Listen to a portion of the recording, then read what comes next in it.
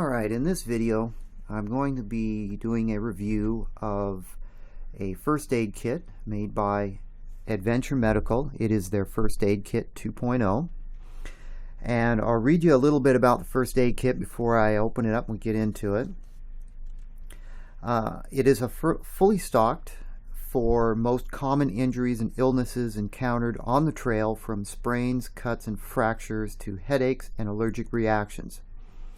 It has enough supplies to treat a group of 4 on an all-day excursion. The 2.0 is ideal for families, scouts, or anyone else who enjoys outdoor adventure. Adventure Medical's Easy Care First Aid System organizes items by injury with injury-specific instruction cards to help anyone quickly and make it confident for them to apply first aid. The features of this kit include an expiration update. If the kit is registered, Adventure Medical will contact you should any medications contained in the kit have expired, adding extra peace of mind to every trip that you take. Now that seems like a great feature, but I'm reading off their sales information here. Obviously, that seems like a great feature, but if they're not going to give you updated materials to replace the expired ones, then I don't know if it's that great of a sell point, in my opinion. Let's talk about the kit contents. I'll try and read through this real quick, and then we can get on to opening up the first aid kit. For bandage materials, it includes 16 bandages, adhesive fabric 1 inch by 3 inch, 1 bandage, adhesive fabric 2 inch by 4.5 inch, 4 bandages, adhesive fabric knuckle, 4 bandages, butterfly closure, 2 dressings, gauze, sterile 2 inch by 2 inch, package of 2, 2 dressing, gauze, sterile 3 inch by 3 inch, package of 2, 2 dressing, gauze, sterile 4 inch by 4 inch, package of 2, 2 dressing, non-adherent, sterile 2 inch by 3 inch. For bleeding, 1 pair of gloves, nitrile, a hand wipe, 1 trauma pad 5 inch by 9 inch. For blisters and burns, 1 moleskin 3 inch by 4 inch. For fractures or sprains, 1 bandage, elastic with clips 2 inch, 1 cold pack. Instruments, 2 safety pins, 1 scissors, bandage with blunt tip. I think that means the scissors has a blunt tip, but I don't know what bandage has to do with it, since I'm reading their information. 1 splinter picker, tick remover, forceps. Medication, 3 acetaminophen. It's sort of like Tylenol. 500 milligrams, package of 2. 2 after-bite wipes. 2 antihistamine diphenhexadrine, 25 milligrams. 2 aspirin, 325 milligrams, package of 2. 3 ibuprofen, 200 milligrams, package of 2. Survival tools, 1 compass, 1 button compass, liquid filled, 1 mini rescue howler whistle. And for wound care, 12 antimicrobial towelettes, 4 cotton tip applicators, package of 2, 1 roll of tape 1/2 inch by 10 yards, and 4 triple antibiotic ointment, single use. So that's the information I have printed off of their website for this kit. This particular kit I picked up from Primary Arms. They had this kit on sale for $14.95, which, in my opinion, for what you get, I think that's a great price. It's not that great of savings over their everyday price. Their everyday price is about $20. I think this type of a kit is a good kit to have in your bug out bag or your everyday carry bag. Have one in the car, have one in the house. It's definitely not going to replace an IFAC. An IFAC is for more heavy trauma type issues, gunshot wounds, puncture wounds, things like that. But for everyday issues that you might encounter, it's not really, an IFAK isn't really stocked to deal with things like that. So what I normally do is I have an IFAK and one of these first aid kits together. That way I cover all possible scenarios. But for these small kits, I keep them in a car. I keep them in my everyday carry bag. I keep them in my bug out bag. I have one in my house. Everywhere that I might run into a situation, I have one of these. And for the price, you can definitely afford to stock up on them.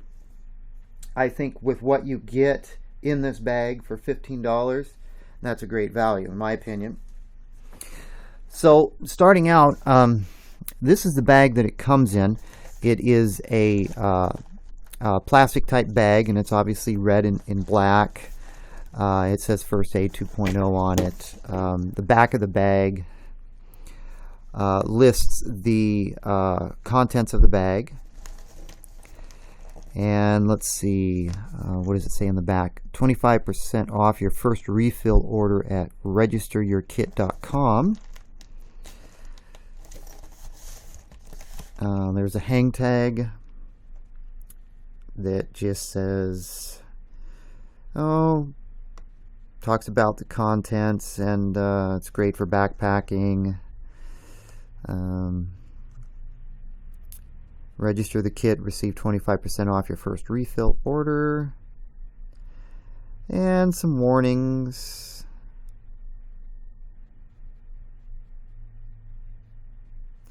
And let's see what's down here on the bottom. Oh, there's a nice little warning right there. Not sure if you can read it, but it says California Proposition 65 warning. This product contains chemicals known to the state of California to cause cancer or birth defects or other reproductive harm. Well, that's never a good thing to find in your first aid kit, that the contents of your first aid kit can cause cancer or birth defects. I'll have to see if I can figure out what contents in this kit that warning is pertaining to. The kit is made in China. I should throw that out there as well. Okay, so opening it up, and let's see. This bag in my hand right here there's an instruction sheet concerning the medications. We have the Tylenol type products and the aspirin and so on in this bag. I'll get to that in a minute. There is a flip down panel right here that has a instruction sheet that talks about the medications. Insect bites, stings, ibuprofen, allergic reactions, and so on, which I won't read completely, but there's an instruction sheet right there. It would appear that this plastic carry bag has two compartments, here and here. And we'll just kind of take a look at this first compartment right here. Now, all these components here are not in a bag. They're just stuffed in this compartment. So if I take them out, there's the gauze tape that we talked about.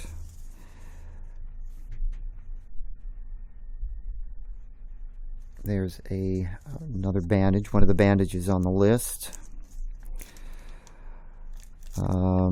These are,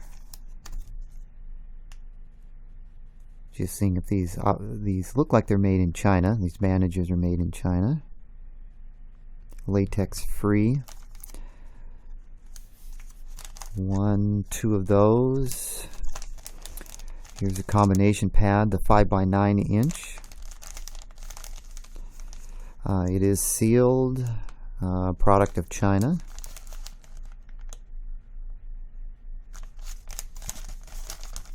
I don't see any expiration dates on any of these. So far, I don't see any expiration dates. Oh, there There was an expiration date right up there in the corner on this one. I'll have to don't understand exactly what these are. There's 12/11/2018 and 12/11/2013.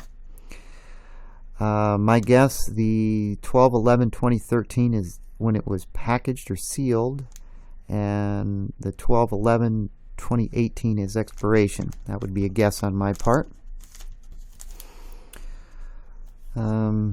Let's see, 2 more of those types of bandages. That makes 4 of those.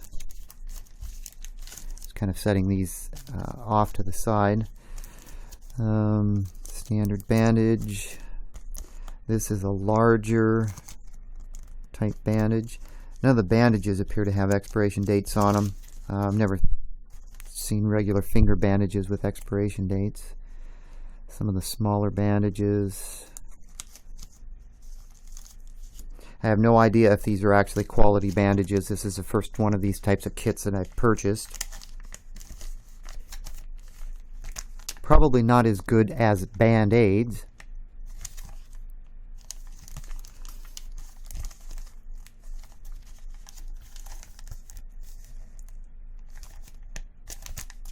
Okay, so 15 of those normal size bandages. There's another instructional sheet here that discusses bleeding and CPR. Applying pressure, elevation, CPR, and so on. Handy information to have.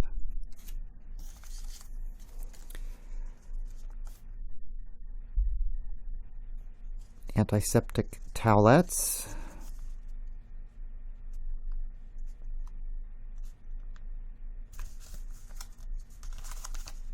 4, 6, 8, 10, 12 of those.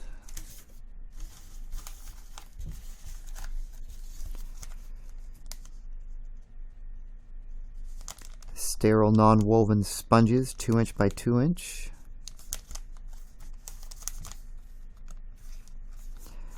And there's 2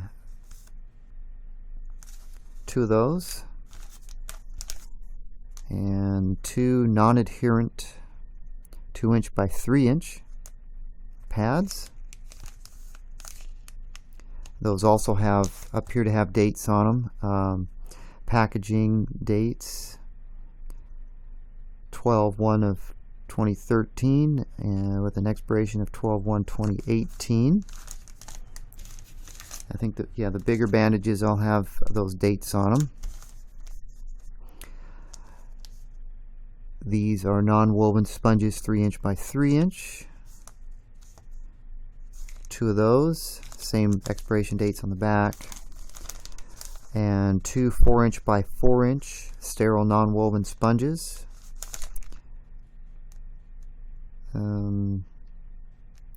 These have a different expiration date on the back of them. They have 11/9/2018. So at least this particular kit, the contents are not going to expire for a while. Another instruction sheet here that talks about wound care, burns and blisters, insect bites, and so on. Okay, so that takes care of the first packet and the first side of this particular kit. Now moving on to this other one.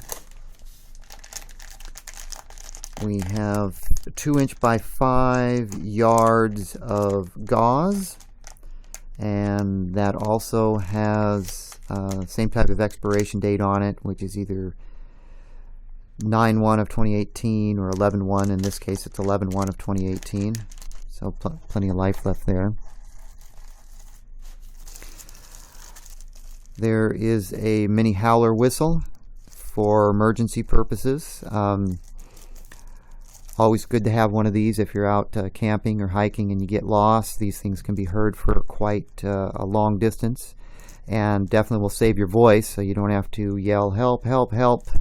I've fallen and I can't get up," because after a while you'll lose your voice. Survival instructions, signaling, water,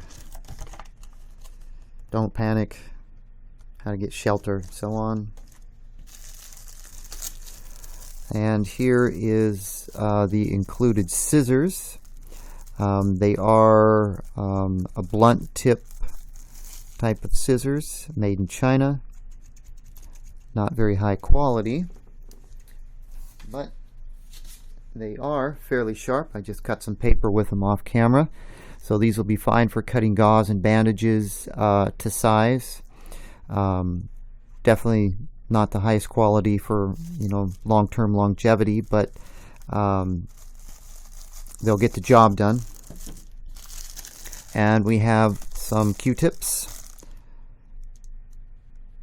30 of them. Obviously not Q-tip brand, some generic Chinese Q-tips.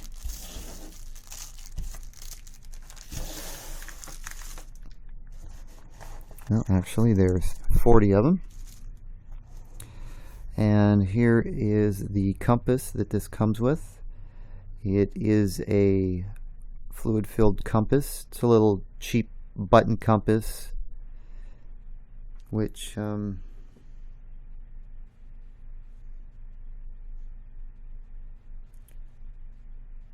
just taking it off camera for a sec, it does appear to work. So this is a nice little emergency button compass in case you don't have one of these in your backpack already. It's nice that that comes in this particular kit. In this particular Ziploc baggie is a antiseptic wipe and a pair of nitrile gloves, and it has a little biohazard sticker on it, or inside of it. Normally on my kits I put several more pairs of gloves in the kit, so I'll be adding more gloves into this particular kit. There's one safety pin right there. Actually, I think there's several more in here. 2, 3 safety pins, all kind of loose, floating around inside this particular pocket. And inside this little storage container is the tool. It's like a little tweezers for removing ticks or splinters and so on.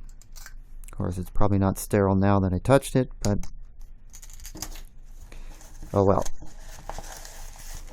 The last item in here is the instant cold compress.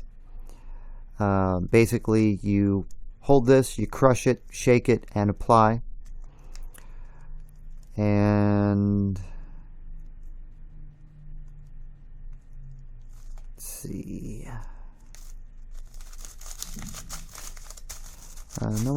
Doesn't appear to have an expiration date on it. It's a lot number, but no expiration date.